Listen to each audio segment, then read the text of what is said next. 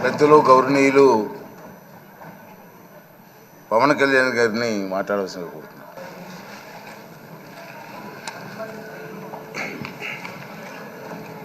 పదహారవ శాసనసభకి ఏకగ్రీవంగా ఎన్నికైన సభాపతి శ్రీ చింతకాయల అయ్యన్ పాత్రుడు గారికి హృదయపూర్వక నమస్కారాలు, మీకు శుభాకాంక్షలు. ఇది నేను మొదటిసారి అసెంబ్లీలోకి అడుగు పెట్టడం. ఇలాంటి సుదీర్ఘ రాజకీయ అనుభవం ఉన్న దాదాపు 7 సార్లు ఎమ్మెల్యేగాను, ఒకసారి పార్లమెంట్లో అడుగుపెట్టిన మీకు, Panchayati Raj, technical education, forest, R&B అనేక మంత్రిత్వ శాఖల్ని సమర్థవంతంగా నిర్వహించిన మీకు ఈ సభాధ్యక్షుడు, ఈ స్పీకర్ స్థానంలో కూర్చోవడం నాకు చాలా ఆనందంగా ఉంది. ఇన్ని దశాబ్దాలు ప్రజలు రాజకీయ జీవనంలో ప్రజలు మీ వాడి వేడి చూశారు. మీకు కోపం వస్తే ఋషికొండను చెక్కినట్టు ప్రత్యర్థులకి పదునైన ఉత్తరాంధ్ర యాసలో గుండు కొట్టేస్తారు. ఒకటే బాధేస్తా ఉంది సార్, ఇకపైన మీకు తిట్టే అవకాశం లేకపోవడం. కానీ ఇక మీద సభలో ఎవరు తిడుతున్నా దాన్ని ఆఫ్ చేసే బాధ్యత మీ చేతిలోనే ఉంది. మీరే మైక్ ఆఫ్ చేయాలి. అంటే మా చిన్నప్పుడు నేను చూసేవాడు, ఒకసారి అల్లరి చేసే అబ్బాయిని క్లాస్ లీడర్ చేసేవాడు చిన్నప్పుడు మా స్కూల్లో. కానీ ఇన్నాళ్ళు ప్రజలు మీ వాడి వేడి పలుకులు, మీ ఘాటైన వాగ్దాటి చూశారు. ఈ రోజు నుంచి రాష్ట్ర ప్రజలు మీ హుందాతనం చూస్తారు. డిబేట్స్ వెనకాల దాక్కుని సంస్కారహీనమైన భాషల్ని, భావాలని రకరకాల మాధ్యాల్లో విరజిమ్ముతూ ఉంటారు. దాని నియంత్రణ మీ ఆధ్వర్యంలో ఇక్కడి నుంచే మొదలవ్వాలి. ఇందాక సభానాయకులు గౌరవ ముఖ్యమంత్రి శ్రీ చంద్రబాబు నాయుడు గారు చెప్తారు, ఆడబిడ్డలు ఏ విధంగా నలిగిపోయారు ఈ రాష్ట్రంలో గత 5 సంవత్సరాల్లో. చిన్న లేదు, పెద్ద లేదు, ఎవరని లేదు. ఎవరన్నా సరే ఒక మాట మాట్లాడితే వాళ్ళు వ్యక్తిగతంగా దూషణ, సోషల్ మీడియాలో వాళ్ళని క్యారెక్టర్ అసాసినేట్ చేయటం, వాళ్ళు పెద్ద నాయకులు కావచ్చు, కార్యకర్తలు కావచ్చు, లేదా వాళ్ళకి ఎదురు తిరిగి ఒక ఒపీనియన్ చెప్పి ఎవరైనా సగటు మనిషి కూడా కావచ్చు, అది ఇక్కడితో ఈ రోజు నుంచి ఆగిపోవాలి అధ్యక్ష. అది మీ ఆధ్వర్యంలోనే మొదలవ్వాలి.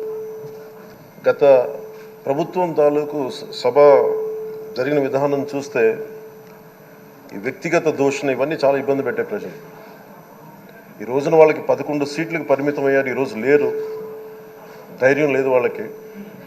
విజయాన్ని తీసుకోగలిగారు కానీ ఓటమిని కూడా ధైర్యంగా కూర్చుకునే వాళ్ళకి స్థాయి లేదు, వాళ్ళకి పారిపోయారు ఇక్కడి నుంచి. భావంలో ఉండే తీవ్రత భాషలో ఉండాల్సిన అవసరం లేదు. భాష మనుషుల్ని కలపడానికి కానీ విడగొట్టడానికి కాదు. భాష విద్వేషం రేపడానికి కాదు, పరిష్కరించడానికి. ఎంత జటిలమైన సమస్య అయినా, భయంకర సమస్య అయినా చర్చల ద్వారా పరిష్కరించుకోవడానికి కానీ వివాదం సృష్టించడానికి కాదు. ఈ సభ ఉన్నది అందుకు. కానీ మనం చూసింది వాళ్ళ దగ్గర నుంచి బూతులతోటి, వ్యక్తిగత దోషులతోటి రాష్ట్ర పురోభివృద్ధిని ఆపేశారు. అలాంటి సభ కాకుండా ఇందాక మన పెద్దలు శ్రీ గౌరవ ముఖ్యమంత్రి చంద్రబాబు గారు చెప్పినట్టుగా ఇది భవిష్యత్తుకి ఇది ఒక ప్రమాణం అవ్వాలి. 2047 వరకు ఇంత అద్భుతమైన స్థానంలో మనకి ఆంధ్రప్రదేశ్ తెలుగు జాతి ఉన్నత స్థాయికి వెళ్ళాలంటే ఈరోజు మనం వేసే ప్రతి అడుగు అది భవిష్యత్ తరాలకు ఒక నిర్దేశక ఒక టచ్ స్టోన్గా ఉండిపోవాలి, గిట్ రాయిగా ఉండిపోవాలి. ఈ రోజున ఈ సభలో ఉన్న గౌరవ సభ్యులందరూ చట్టాలు చేయడానికి ఉన్నారు, చట్టాలు ఉల్లంఘించడానికి కాదు.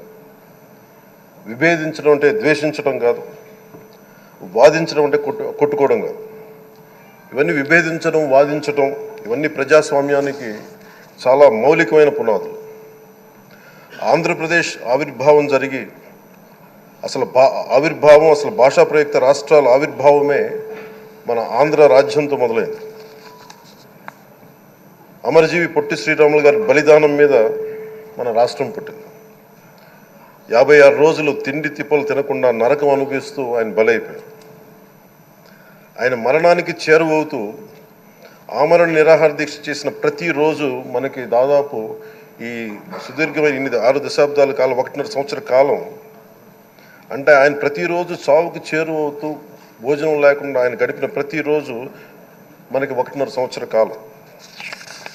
అలాంటి నేపథ్యంలో అలాంటి మహోన్నతుడు శ్రీ పొట్టి శ్రీరాములు గారి త్యాగాన్ని కనుక మనం ఈ సభలో ప్రజా సంక్షేమం కోసం మాత్రమే చర్చలు జరగాలి, వాదోపవాదాలు హద్దులు దాటకుండా ఉండాలి, వ్యక్తిగత దూషణకి తావివ్వకుండా ఉండాలి. అలా కాకుండా గత ప్రభుత్వంలాగే ఈ సభని తిట్లకి బూతులకి కొట్లాటికి వాడితే ప్రతి నిమిషం పొట్టి శ్రీరాములు గారి బలిదానాన్ని అవమానం చేసినట్టే. ఒక గొప్పవాడు ఒక మహానుభావుడు బతికినప్పుడు మాత్రమే కాదు, చనిపోయిన తర్వాత కూడా కొన్ని తరాలు ఉపయోగపడతారని నిరూపిస్తారు. అలాంటి కోవకు చెందిన మహానుభావులు ఆంధ్ర రాష్ట్ర సృష్టికర్త, భాషా ప్రయుక్త రాష్ట్రాలకు శ్రీకారం చుట్టిన ద్రష్ట, అమరజీవి శ్రీ పొట్టి శ్రీరాములు గారి స్మృతిలో ఒక విలువలతో కూడిన ఒక సత్సాంప్రదాయాన్ని తెరలేపుతూ మీ ఆధ్వర్యంలో ఈ సభ జరగాలని, ఈ 5 ఏళ్ల ప్రజాప్రస్థానంలో ఈ విలువైన 5 ఏళ్ళు రాబోయే తరానికి గొప్ప భవిష్యత్తునిచ్చేలా, అన్నం పెట్టే రైతుకి, కౌలు చేసుకునే రైతుకి, రైతు కూలీకి అండగా ఉండేలా, మహిళలకి భద్రతతో పాటు ఉన్నత స్థాయికి ఎదిగేలా, ప్రభుత్వ ఉద్యోగులకి భద్రత కల్పించేలా, పశువు పక్షి ప్రకృతి సర్వజనులందరికీ కూడా మతాలకి ప్రాంతాలకి అతీతంగా సుభిక్షంగా అభివృద్ధి పదంలో ఆంధ్రప్రదేశ్ ఆంధ్ర రాజ్యం అద్భుతమైన ప్రగతి సాధించేలా ఈ చర్చలు సాగాలని కోరుకుంటూ, సభాపతి అయ్యన్న పాత్రుడి గారికి మీ ఆధ్వర్యంలో ఈ సభ ఒక సరికొత్త సాంప్రదాయానికి సత్సాంప్రదాయానికి ఇది తెరతీయాలని కోరుకుంటూ మీకు మరోమారు శుభాభినందనలు తెలియజేసుకుంటాను.